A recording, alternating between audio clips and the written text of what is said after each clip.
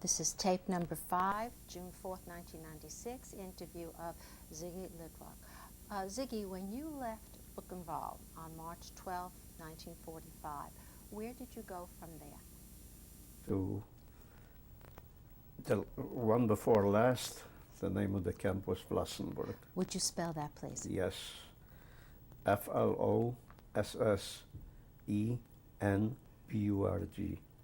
How long did it take to get from Buchenwald to Flossenburg? A couple of days, that was by train. It didn't take long.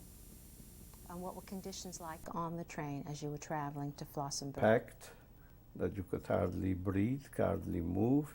They used every inch of space, and no food. We got once a drop of water to drink. And that was about all I could say about the trip. What were your first impressions of Flossenburg when you arrived there? A madhouse. To control was not for somebody say right or left or left or right, but if you wanted us in a certain area, they had German shepherds that directed the traffic actually. Whether it was for food, which was rare, or it was to congregate us to tell us something, or whatever other occasion. How many people were in the group that you traveled with from Buchenwald to Flossenburg? From Buchenwald could be a little better than 2,000 people. And how many would you say survived the train trip? The train trip, more than 50% survived, because it was a short trip and there were no basically incidents in between. How long did you stay at Flossenburg? Number of days, which I couldn't pinpoint today, and Flossenburg was at the point where the Russian army was no more than 2 or 3 miles away from the camp, and at one point the Nazi guards even left the camp, but somehow the Russians were in no hurry to come and liberate the camp. I don't know if it was purposely or they didn't know about it, but they didn't come, which was what counted. And the Nazis found their way back to the camp and took us at that point for our second death march. About how long a space of time were the Nazi guards away from the camp? Within less than 2 days. In fact, there was a group that set out the white flag in the center of the camp. And yet that flag had to quickly come down because the Nazis came back. Did anyone try to leave the camp during the time the Nazi guards were away? This was a tremendous camp, and I really couldn't answer it. I wouldn't know. What was your physical condition like in Flossenburg? The condition was such that we barely made it. If that train trip from Buchenwald wouldn't take place to Flossenburg, I don't know if we would have made it by walking, because that was proven on the next march from Flossenburg to Dachau. What date did you leave Flossenburg? Approximately the middle of April, or maybe a few days before. I can't pinpoint this exactly. Okay. And how many started out on this death march with you? But this was in a large mid-April? camp, and there were a few thousand people. I could estimate that 4,000 or 5,000 people could have marched from the camp. What do you most remember about this death march? This was the most severe death march that we had. There was absolutely no food. We could bend down, this was already April, so we could bend down and try to rip some grass out of the ground to have something to eat. You were afraid to step aside because their orders were to kill at that time as many as they could. They knew that counted days for their existence at that point. Maybe once or twice in the few days we stopped, where supposedly we were supposed to get water, but not everyone was able to get to it. They didn't let us stay long enough, and we were too weak, so whoever was stronger perhaps managed to get it, and those that were weaker barely, we were skeletons at that point. living skeletons. Was there ever a time on that death march when you felt that you wouldn't make it? Yes, I had a very close call on that march. They had orders, as soon as somebody falls, their orders were to drag the person out to the edge of the road and shoot him and leave him there. However, they ran out of people that would fall. They would point to certain individuals to come out in order for them to be able to kill them. I was one of those targeted, and I knew that that was my end when they pointed the finger at me. My luck wasn't, again, I guess, it was God's will, that as I was stepping out towards the German, somebody fell between me and him. The Germans were very obeying in their orders, and therefore he wouldn't pull me. He would stop with me and he would take the body that fell in order to kill him. That gave me time to move up a couple of rows. He should forget my face or whatever. And I guess this is why I'm here today. As you were on this death march, did you pass any civilians as you were traveling to Dachau? Civilians saw us because we were marching through the main streets.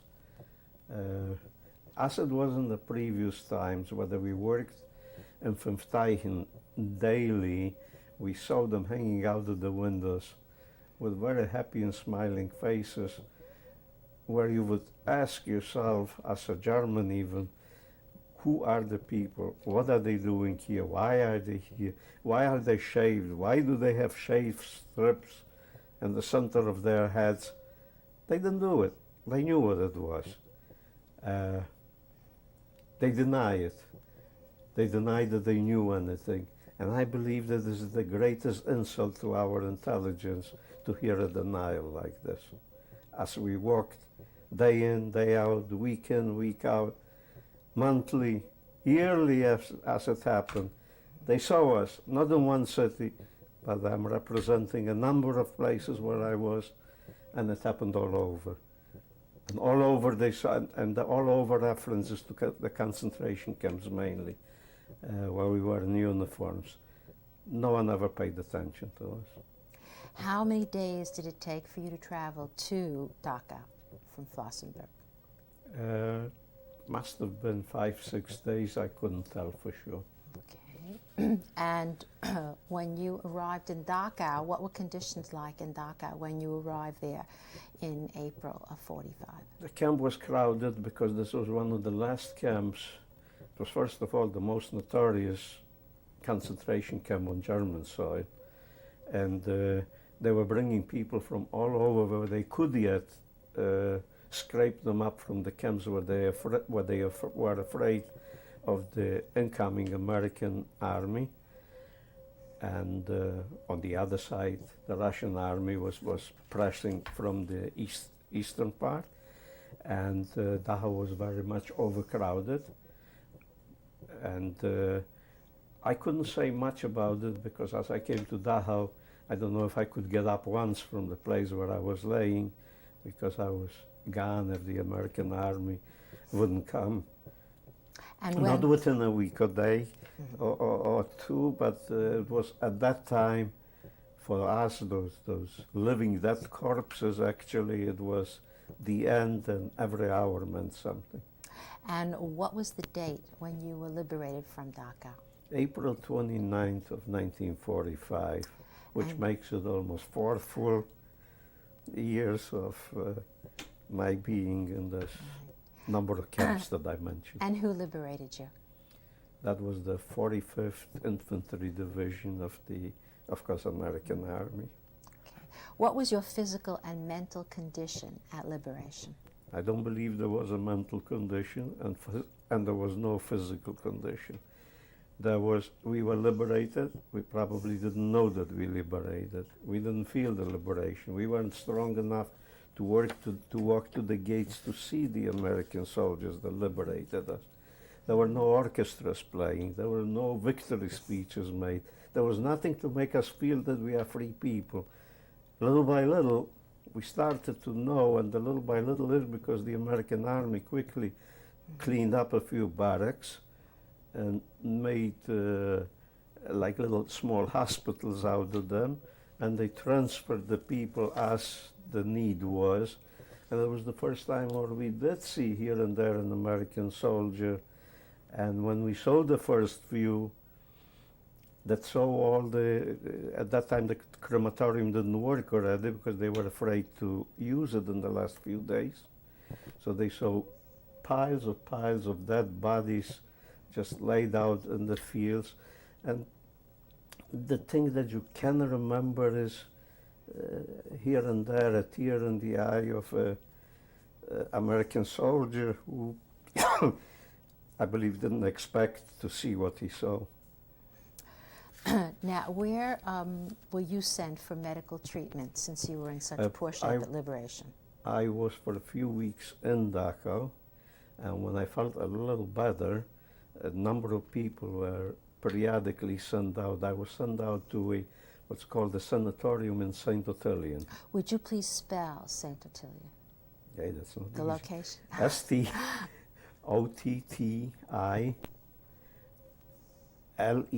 STOTTILIEN. And how long did you stay at this sanatorium? I was there, that was May. I stood there for about 4 weeks. Were you with anyone that you knew in the sanatorium who had been in the camps No, with you? but I found people who was there. In fact, I found a man from my hometown who was maybe by 4 or 5 years older than me, who was there because his feet froze and he was amputated. And somehow I found out he is there. I went to visit him. Actually, it was through a mutual friend who told me about it. Mm-hmm. What was the nearest town to this sanatorium? Munich. Now, where did you go after the sanatorium? At the sanatorium, there was a gathering of survivors from many towns. At that gathering, there was an uncle of mine. And as I walked down the stairs, he walked up the stairs, and I looked at him and he looked at me, and we got together. And what was your uncle's name? Siegel. His first name? Julius. Okay. And after you met up with your uncle, what did you decide to do? I went with him to Linz, to Hart. Okay. That's Camp Hart, which was near Linz in Austria. Now, why did he want to go to Austria? Well, he first of all, he felt that we should together look for family, because I was looking already before he came, and so was he. He lost his wife and his daughter in Auschwitz, and he felt that since we are the only ones at that point left from the family, we should stay for a while together and then see if we can still find somebody. And what was life in Camp Hart like? Camp Hart was actually Goering's summer villa that had a number of rooms that we were given. It was co-ed at that point. And you met people and you felt like this is family, because you didn't have family. With everyone that you spoke to, you felt that this is your family. About how many people were in Camp Hart? Camp Hart could have, I don't know, between 100 and 200 people, less than 200 people, definitely. Okay. What did you know about your family when you were in Camp Hart? I didn't, but when I was in St. Ottilian, a list of survivors was made. I understand at that time that there were 100,000 names. That list eventually went to Palestine. I had a first cousin at that time living in Palestine. Somehow she spotted my name.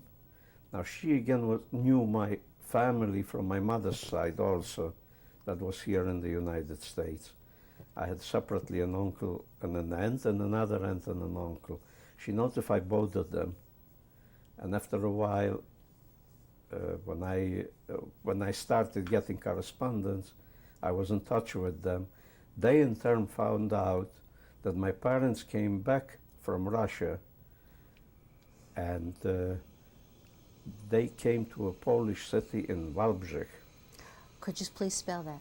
Yes, Walbrzych.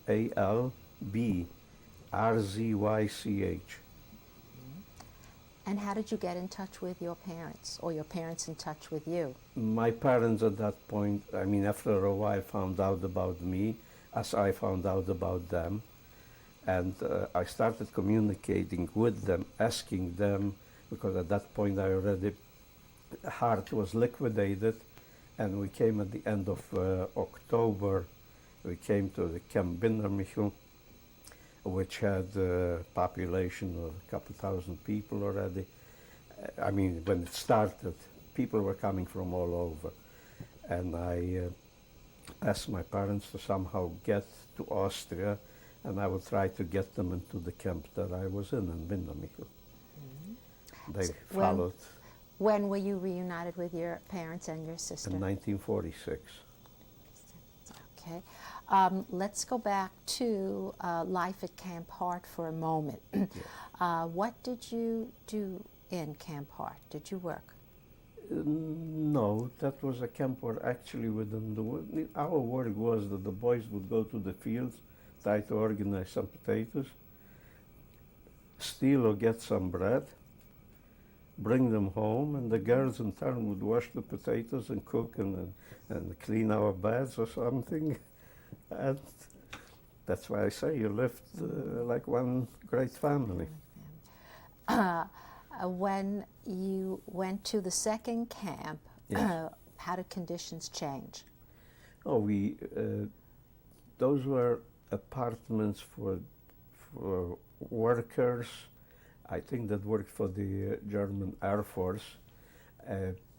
Every house had 2, 4, 6 apartments. There were 3 bedrooms and a kitchen. And we, at that time, formed our more or less camp supervision over things. Somebody was in charge of dividing apartments or assigning apartments. Somebody else was assigning the pickup of products that were coming from, that were given by the town of Linz. Some of us had to send people to work because we had to clean up. We had to keep the camp in clear position. The camp was run by the United Restitution Committee, the UNRWA, United Nations Restitution Committee, and various departments of army had something to do with the running of the camp. So we were helping ourselves with things, and since I knew that the parents are coming, I made sure that I have room for them. Would you spell Camp Bindermichel for us? Camp Camp Bindermichel? Bindermichel. Yes, Bindermichel.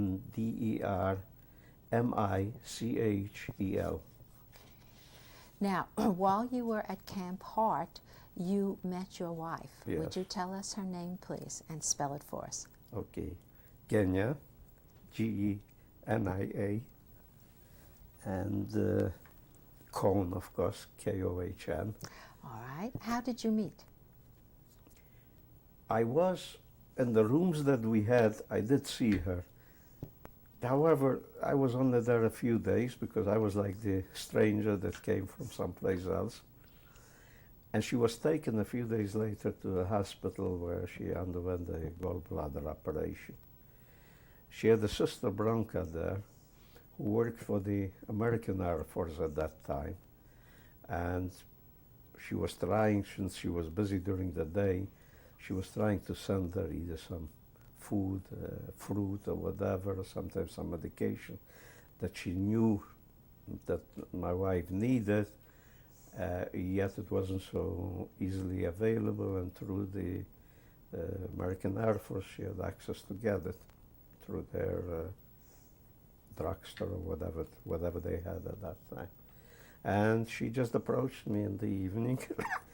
I don't know why, but she found me to ask if I would go and see her and give her the things. Well, I did. Now, what And I month? guess I got stuck. What month in 1945 was this? What do you say? That was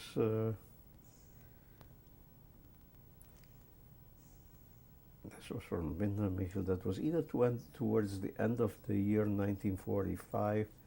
It had to be towards the end of 1945. And when did you Because get our married? doctor simply told her that he won't give her any morphium anymore. He won't make a drug addict out of her. She has to undergo the operation, our camp doctor. And when did you marry? The day of We your knew marriage. that our parents are coming back, so we had an engagement party in 1945, but we waited with the wedding until my parents came. And what was the date of the wedding? November 20th, 1946. Okay. What do you remember most about your wedding day? It was an open house, and I guess whoever lived in the camp was there. Now, you mentioned that while you were at these camps in Linz, Yes. you met Simon Wiesenthal. Yes, Would you he- describe how you met him? Again, at first he came to the same conference in St. Ottilian, but I didn't pay attention to him at the time. But when I came, I knew of him because he started to organize the organization of the Office of the Holocaust Survivors. And he lived in the same compound, he lived in the same camp, and I could run across him 3-4 times a day. Do you still keep in contact with him? No, he is in Vienna in the last years. I didn't, but during our stay there, there was rarely a day that I shouldn't see him, between the years of 45 and 49. While you were in the DP camps, you played a role in the Nazi war crime trial procedure. Would you describe what role you played? Yes, in February of 1947, I was invited by the War Crime Tribunal, I think that's what that was called at the time, to come as a friendly witness to the Dachau to Dachau as a war crime witness.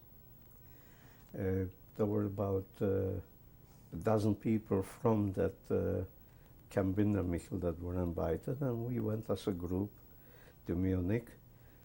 We got special papers from our UNRWA director asking them for permission, since we didn't have the German Ken card by which you were identified, to identify by our UNRWA whatever papers we had at that time, identification cards. And we were located not far from the prison camp in Dachau, and in the prison camp there were a few buildings assigned as the courthouses. We were daily walking through the camp into the courthouse, and we had 2 sessions daily. We were there for a total of 2 weeks, give or take a day, and they were bringing the Germans out like on a stage while we were sitting like in a theater building, hall. There was a glass partition set up in a way that we saw them, that they couldn't see us. And there was the American prosecution team that would bring them up and ask questions. Who knows this man? Who knows this man? We would get up and speak against them, about them. How many people were you able to speak about in these proceedings? A good number of people. I was in a position to see perhaps a good number for one reason, that I was in that many more camps as others, compared to others who came there. Okay. Now, what was the outcome of your testimony at this time? Well, at the time of our testimony, we were unhappy with the outcome, because somehow we couldn't get any one of them sentenced. When we questioned the prosecution, They said the wind is blowing different today, which we found out later that the great powers, the United States, Russia, and England, everybody was fighting to get as many German scientists and men of know-how as they could. And so the question of the criminals of the Second World War was put on the back burner, so to speak. It was very hard for us to get anyone convicted for anything that we could prove to them. At one point, myself and two other friends, we decided we have to talk to them. There's no point in us staying here. We might as well go home. If we can't convict them, why should we tear our wounds open and still think about it and bring up the stories that were so close to us? We had a meeting with the prosecutors that took maybe 5-6 hours into the late hours of the morning. We noticed that they were willing to help, even so that the government was not interested to prosecute them. And the result of the meeting was that we will bring the same people on the stage back again whom we questioned previously, and whoever we can pinpoint that at that time that it was in a camp which at that point was Polish territory, and as you know, Poland got a good part of Eastern Germany, they should be sent to Poland for trial. And if they were from further districts, they would be sent to Russia, where they for sure would get their sentences. Russia had too many casualties to take this, not to act strictly and strongly about it. How did some of the German guards who were going to be sent to Poland or Russia react to the news?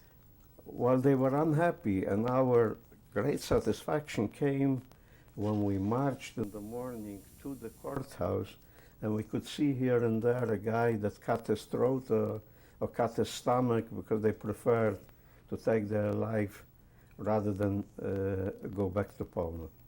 About how long did you testify at these hearings, would you say? After that was changed, approximately another week. We took all the time to get as many as possible assigned to go back to Poland, to the Polish territories. Now, when you returned back to the camp outside of Linz, what did you do? What job or responsibility did you have? I already worked. I started working in 1946 and worked for different work for the army, for the UNRWA. At that time, I was chief of the employment office, running the employment office, which meant notify people when they had to go to work or whatever was necessary. Mm-hmm. Why did you decide to immigrate to the United States? I rejected to go back to Poland. It was difficult at that time to go to Palestine. And I did have family here. And perhaps out of selfish reasons that I felt I went through 6 years of hell, let me go to the United States where perhaps having family, I might have a little better life. What was the date that you began to file papers to come to the United States? We started already in 1947, 48. It was a long process to get it through. You could not be sick. You had to be perfectly healthy to enter the United States.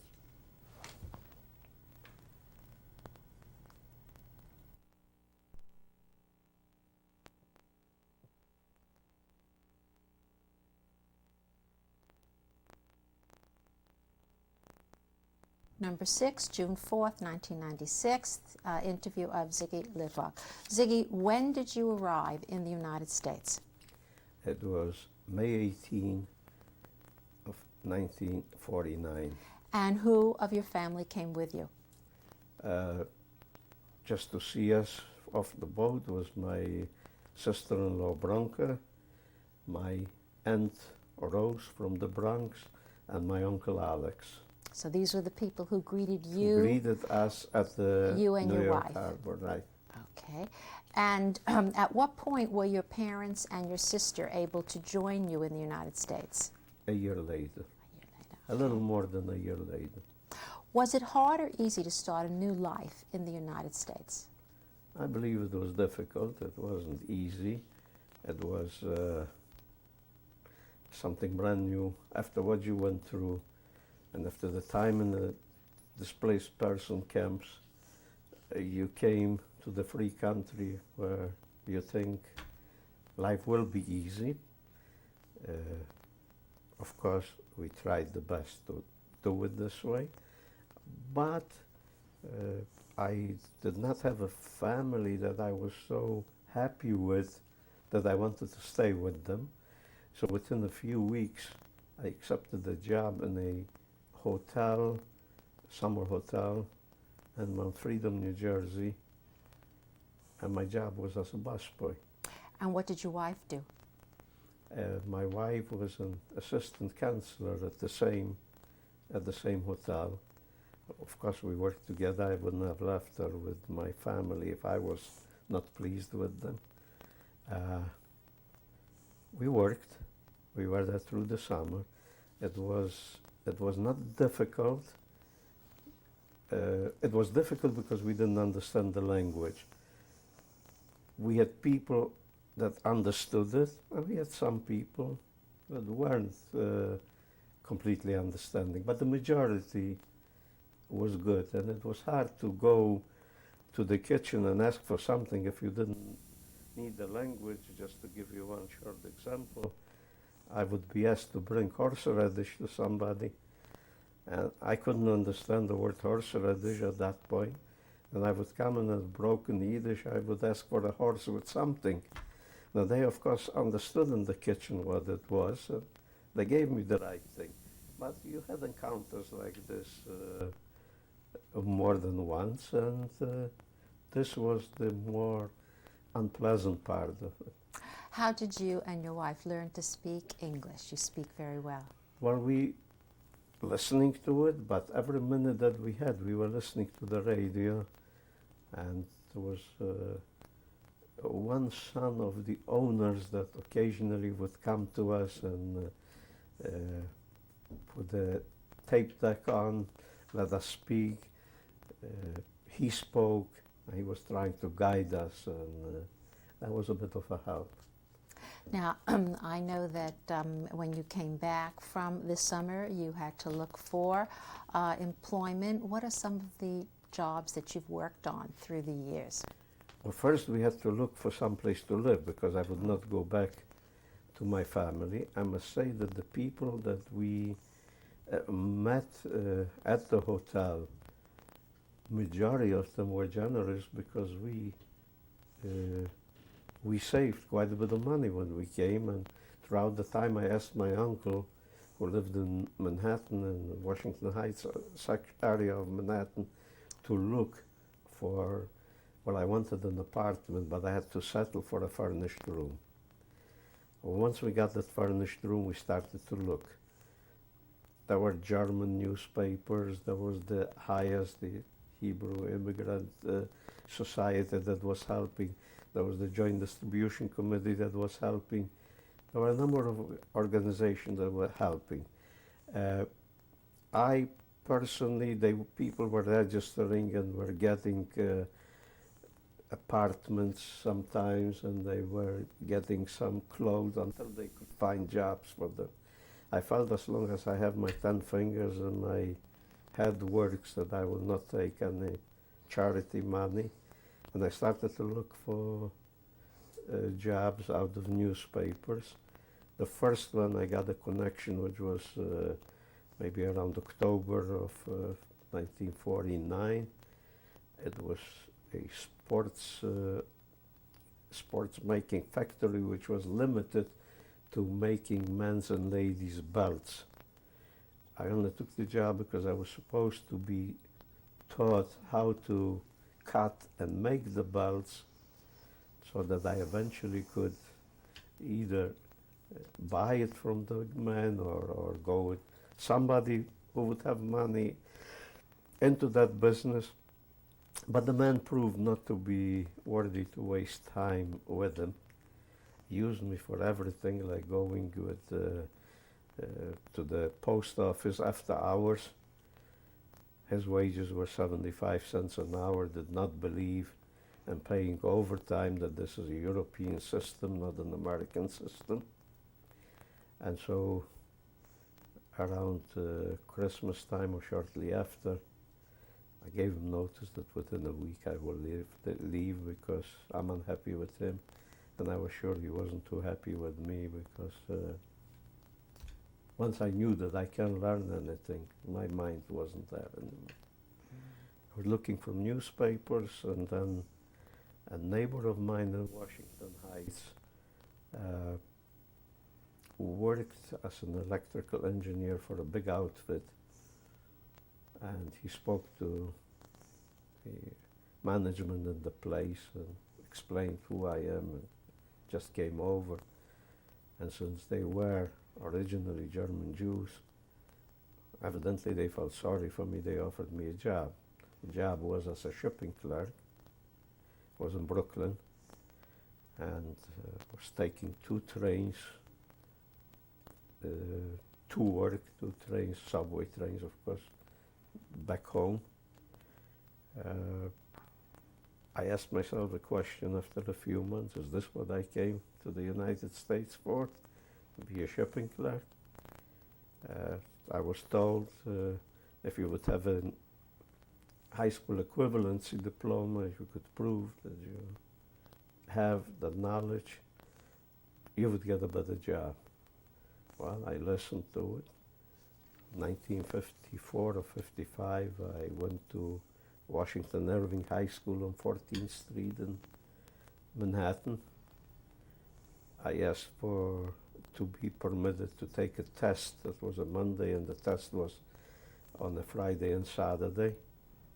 I had a hard time because they said you have no schooling. They spotted my English, and you should have at least 6 months of schooling because the subject that are in question there, you most likely don't know. Disappointed, I walked out. But as I was walking out, somebody stopped me. I heard a man with an accent, so I knew it may be a friend. Well, he told me that he was listening to the conversation because he was inside that office. He told me that he was a Czech, and he once was in the same situation. And he says to me, come on Friday, and I want to make sure you check in as a standby, and I will make sure that you will be in on this examination. He was there. I was there. I was permitted to come, and there were like 4 different subjects at that time: literature, history, American history, grammar. Each one I said, I feel worse about it when I was answering the questions. You had to have a minimum amount of points for each subject and a certain amount for the overall. I didn't believe that I made the minimum, so when I came home Friday night, I was disappointed and told my wife I wouldn't even go tomorrow. Can't make it. And my wife knew that I liked to play with math, that I may pick up in math, the math was the subject on Saturday, that I may pick up the missing points there. Well, I don't always listen, but I listened this time. And it so happened that throughout my lifetime, whenever I did listen, it worked out good. I, of course, went through Saturday, and I knew on Saturday that I did well. And 2 weeks later, I got in the mail my high school equivalency diploma. I took it with me very proudly, thinking now I have the ammunition to get a better job. Well, it didn't work out this way. But what it did to me is that I went to NYU after that, and I said to myself, if I did well in math, why shouldn't I check into something else? And I was asking for a CPA course. I went through again, you need to brush up on English and so on and so forth. And they told me it has to take you 8 years, twice a week, evening hours, 2 or 3 hours in the evening. I wasn't happy with it, but I should have been. I went to my family, I told everybody, I had no encouragement from anyone. And not only didn't I have the encouragement of anyone, but I felt I am here with my wife, the only two people that are earning money, and I had to take care of my parents, and in the beginning also my sister. So I could not give up the hours for study. I rather had to look for additional hours of overtime, and I promised myself that if I have to work 16 or 18 hours a day, I was young enough at that time, I will not permit my children to wind up shipping clerks in a factory, that I intend to put them through the best schools that this country has to offer. And I did work many times 16 hours a day, or more than one job, or 2 or 3 jobs at times. But I also did put through my kids through top schools in the United States. Very good. Where did you go from the shipping clerk job? What was your next job after that? It was in the same factory, but it was in New York and Manhattan. They were manufacturing window shades, Venetian blinds, plastics, tablecloths, all kinds of things. It was a big, big outfit. And at that time, I must have done something good in the shipping clerk position, that they were trying to elevate my position and sending me through different departments, like grooming me for a future foreman of the factory. Mm-hmm. I became friendly with the management, with the bosses, and even the owner of the factory from time to time stopped to have a few words with me. So I really had a good position. I knew that from this position I cannot build a family, I cannot dream of going for better housing or whatever. This was a position for a lifetime, but at the minimum possible wages to barely probably break even. And to get the position, I would have to wait till the foreman dies. I didn't want to get a job at the cost of somebody else's life. I approached the management, mainly the vice president of the company, expressed my thanks for how I am being treated, how they giving me the opportunity to work in every department, to eventually go places, so to speak, with them. But I explained what I'm looking for. And he asked me, what can I do for you? I said, I'm looking every Sunday at the newspapers. Permit me to take Mondays off for a few weeks and let me find another job. Well, he was not too keen about it because he didn't want to lose me at the time. But he was human enough to understand, and he knew that I had a good and valid point there. And not only that he knew it, but he more or less gave me credit for it, that I wanted to do it this way. I got Mondays off, and I was going from place to place. I was searching all day for a number of weeks. I was happy that I could do it, and in the first week, I was afraid that I will have a disappointment, because when I came to pick up my pay, when they gave out the pay on Friday evening, my envelope was full without deduction for the day that I didn't work. I immediately approached the manager, telling him that someone made a mistake in the office and my day was not deducted. He in turn told me there was no mistake. we want to help you, and no money will be deducted. That gave me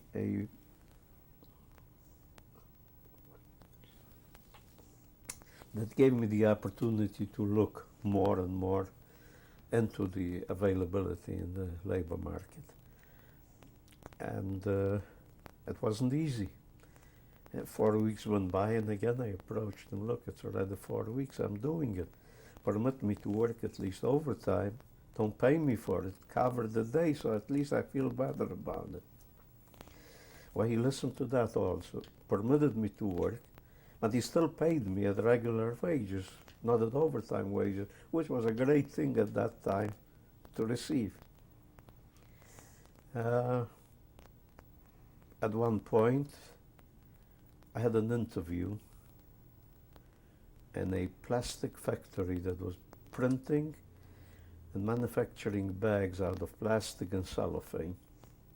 I had a long interview, but I felt when I left that I was told, don't call me, I call you. So I waited and continued my work. A couple of weeks after the interview, I got a call from the owner of that factory. And he asked me about the interview. And I told him I was told. I had a long interview. I gave all the answers that I was asked.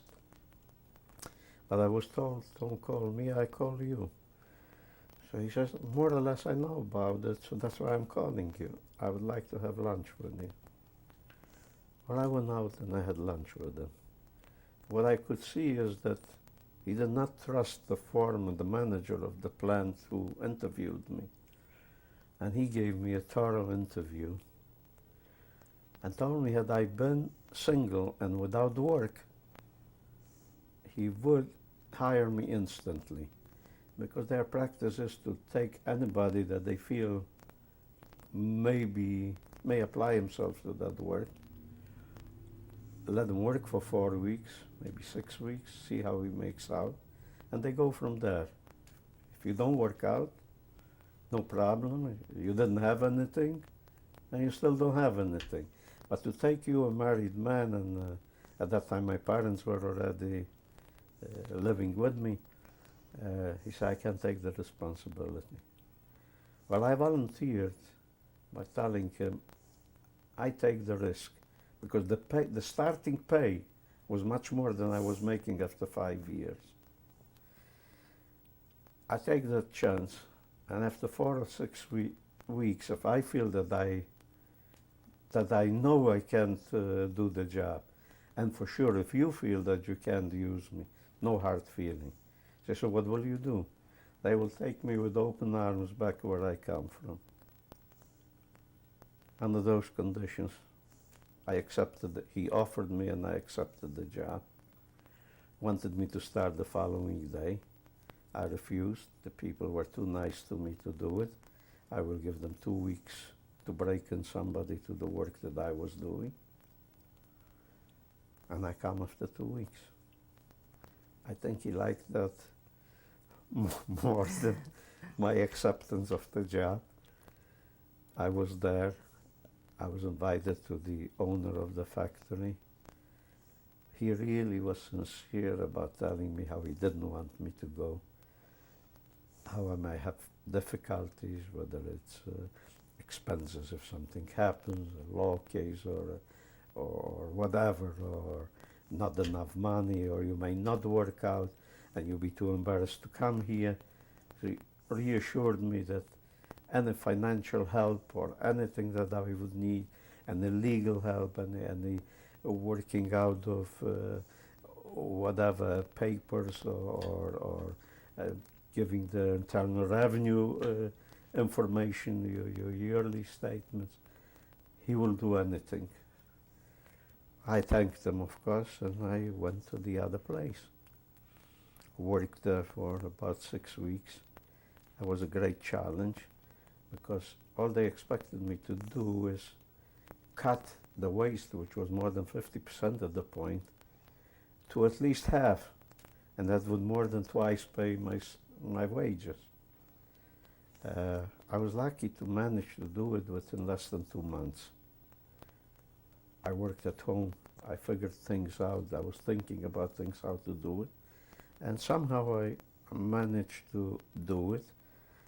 And I went to the boss at the end of 2 months. And I just simply told him, I don't hear from you.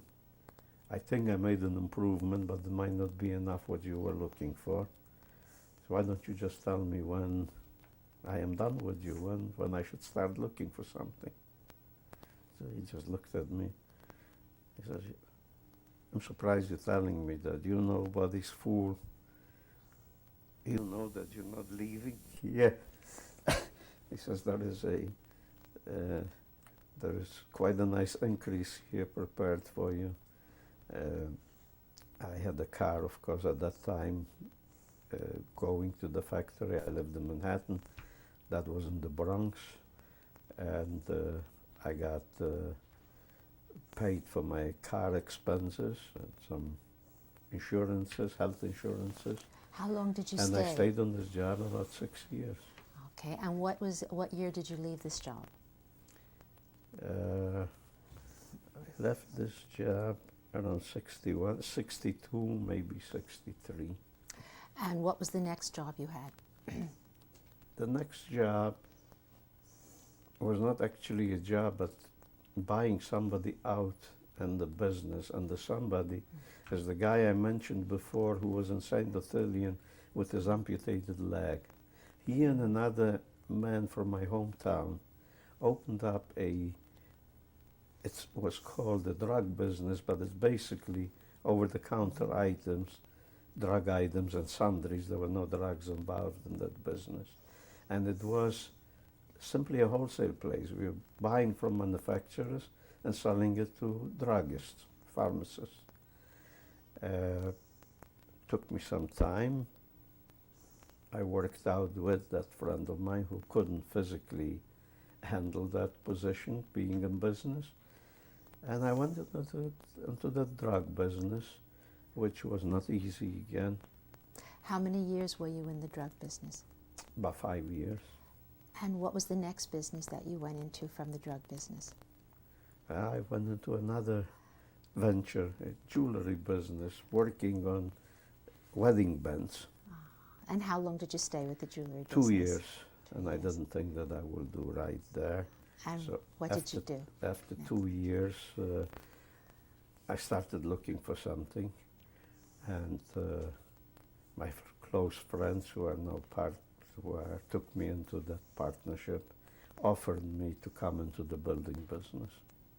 And what is the name of the company that you're a part of now? Well, at this point, it's KLK. Okay. And the two friends of mine who are brothers, their name is Kleiner, so it's Kleiner, Litwok Kleiner.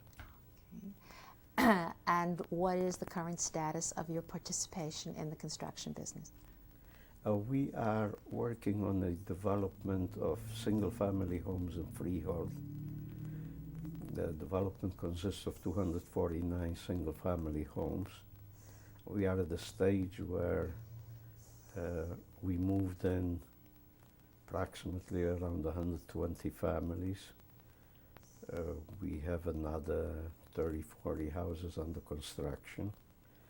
And we do feel that it will take another 2 years, 2.5 years, where we should be able to complete this development, this project. At that time, I'll be past 75 if I live that long. So I hope that I can retire at that point and do perhaps a little more work similar to what I'm doing right now. I'm involved with my own synagogue, with the Brookdale Community College, and I like to continue with that. I will not retire to sit home. I don't believe I could do that. Now, you and your wife have 2 children. Will you please tell us and spell their names and give their Okay. birth dates? Evelyn, Evelyn, Her birth date? July 30th, 1951. Okay. And I have to think. And my son Stephen, Stephen,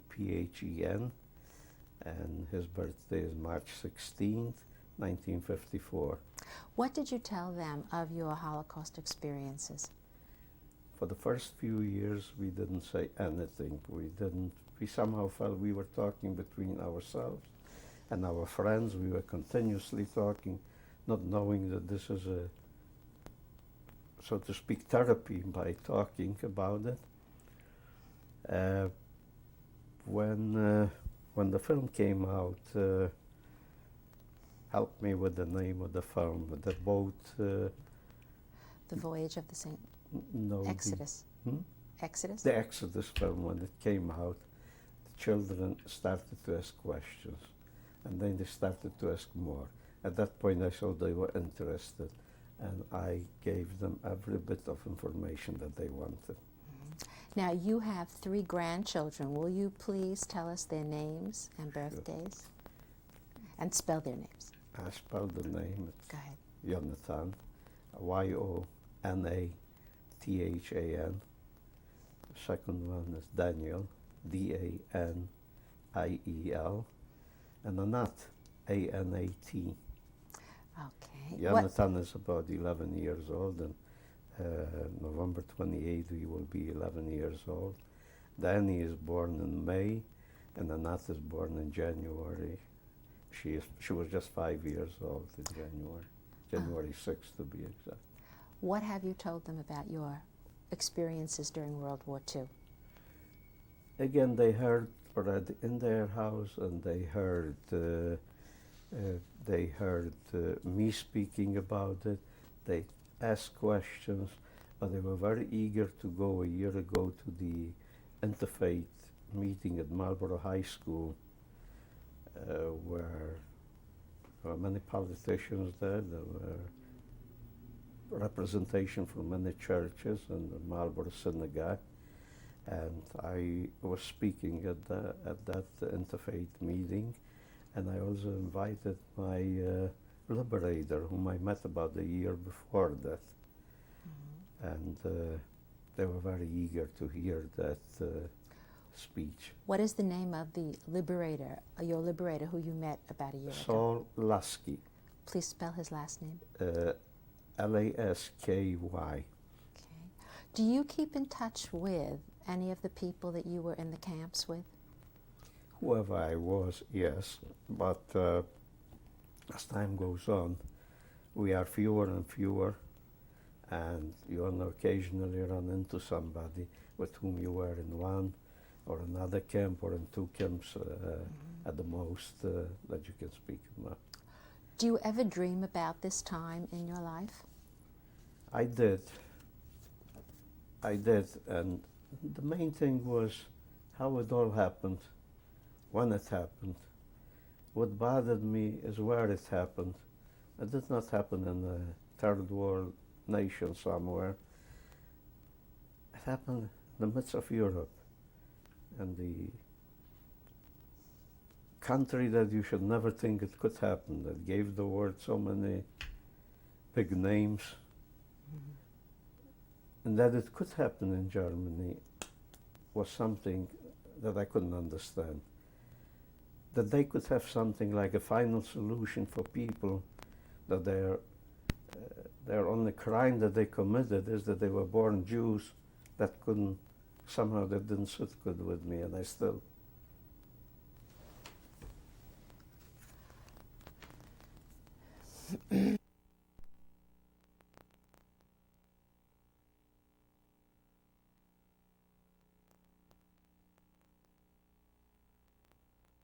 7 June 4th, 1996, interview of Zygmunt Litwok.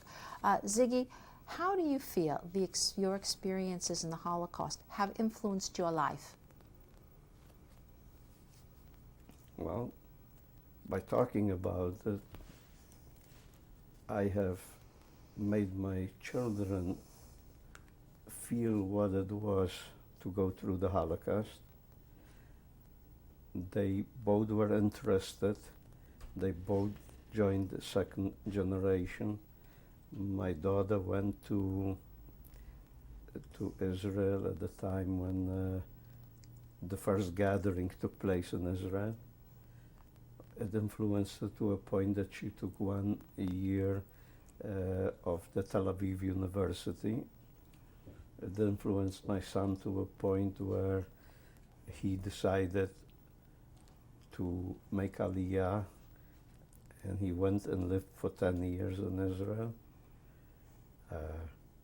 I was proud of him doing it, but I missed him on the other hand. And I was really very happy when he came back, where I persuaded him that he needs additional studies to do his master's.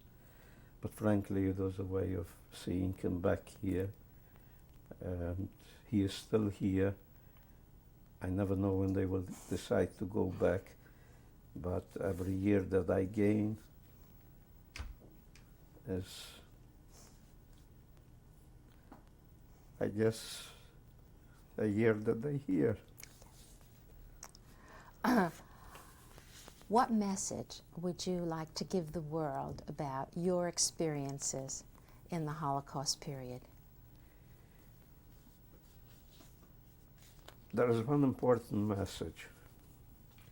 The neo-Nazism is very strong in Germany. It is strong all over Europe.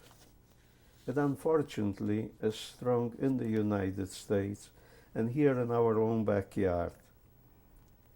Don't overlook it. I would say to the young people, you are the future generation.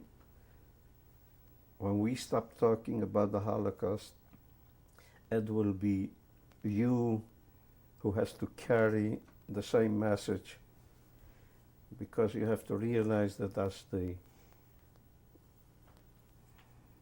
the past cries out to the present, people have to be told about it so that the Holocaust should never happen again. Ziggy, I want to thank you for taking part in this project. It's been an honor to interview you and get to know you. Thank you. Thank you.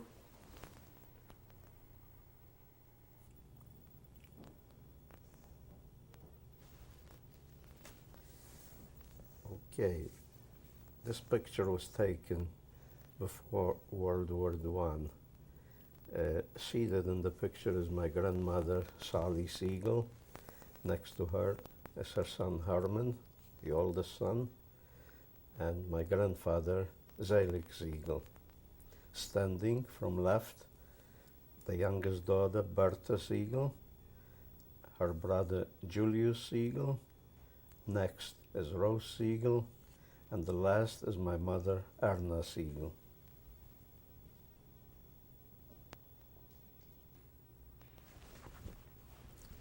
This picture was taken late summer of 1938. It was in the backyard of the house where my grandmother lived. Seated in the picture is first my mother Erna, my aunt Hella, my grandmother Sally, my aunt Rose, my youngest sister Edja, my aunt Bertha. Standing in the back row, my father Nathan, my uncle Julius, my uncle Herman, myself, Ziggy, and my sister Stella. How old were you in this picture? About 16, not quite.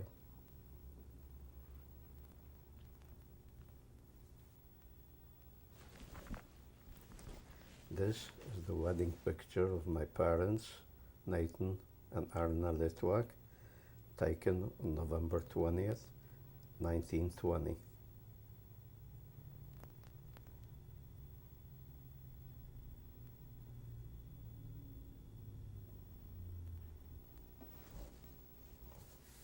This picture is of my parents, Erna and Nathan Litwok, and myself, Ziggy Litwok. I probably was here about a year old, give or take, something. The picture survived because my parents had it with them while they were in Russia and Siberia.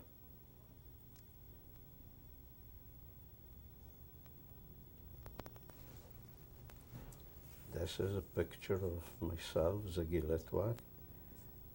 I was probably 3 or 3.5 years old at the time.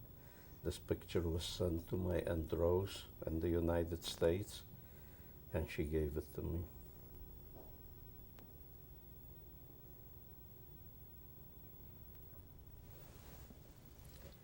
This is a picture of my youngest sister, Edja Litwok. She was approximately 11 years old. This picture my parents had with them while they were in Russia. Where was this picture taken? This picture was taken in Dziecice, in the backyard where my grandmother used to live.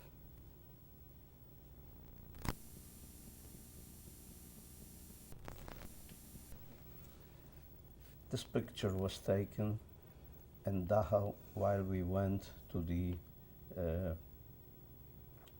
Dachau to testify against the Germans during the war trial. On the picture, on the very left-hand side, is my friend Leon Smolash, and in back of him is the bear, who together with me, and I am at the very end on the right-hand side, bottom on the right-hand side. We went to the American prosecutors and tried to work out something to get the Germans sent back to Poland.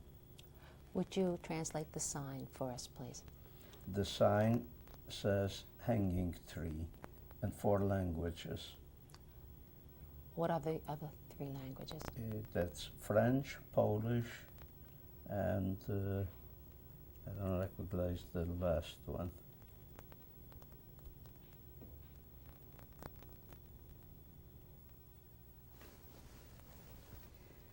This picture was taken again in February of 1947 while we were witnesses to the war crimes at Dachau.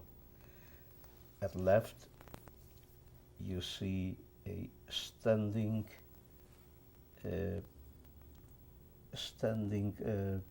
how would I say that? They interrogated you while they hung you by your hands. To your right is a table where you had to lay down, but what is not visible here is that you had to walk in with your feet first into a special opening for your feet and lay down, stretch out your body on the table while you were sentenced to either 5, 10 or more lashes.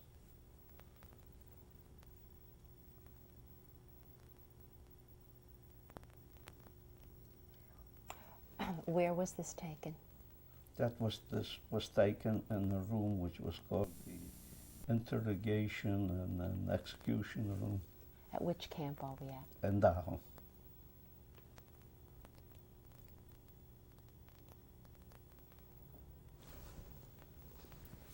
This is an invitation from the Dachau detachment of the War Crime Tribunal to come to Dachau and testify and being a witness at the war crime trials. Picture taken also in February of 1946.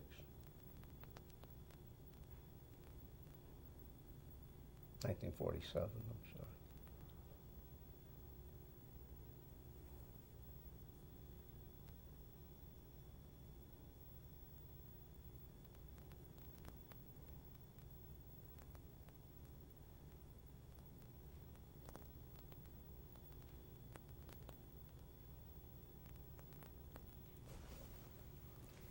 This is my identification that I worked in 1946 for the UNRWA team in our camp as chief clerk at that time.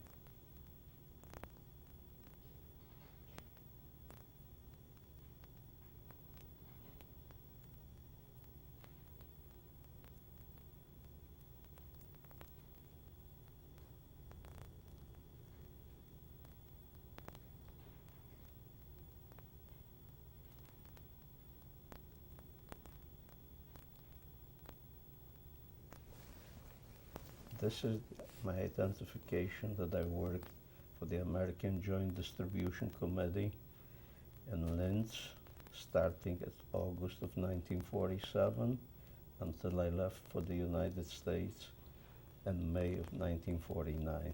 At that time I worked as a bookkeeper.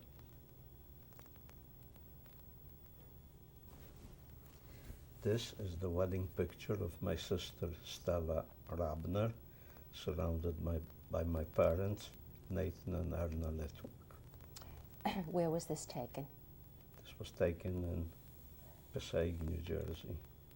When? In 1946. And your sister's married name Yes. is? Rabner is the family name.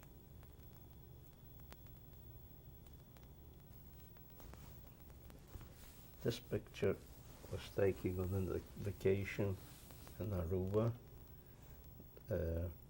From the left side, it's me, Ziggy Litwok, my wife Genya, and trying to stick his head in is our friend Aaron Sokol.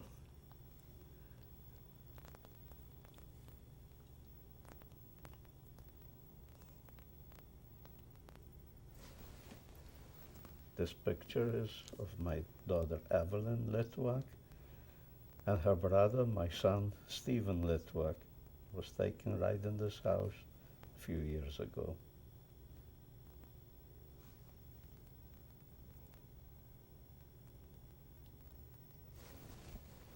This picture is of my grandchildren. From left, Daniel Litwok. Smiling and sitting in center is Annette.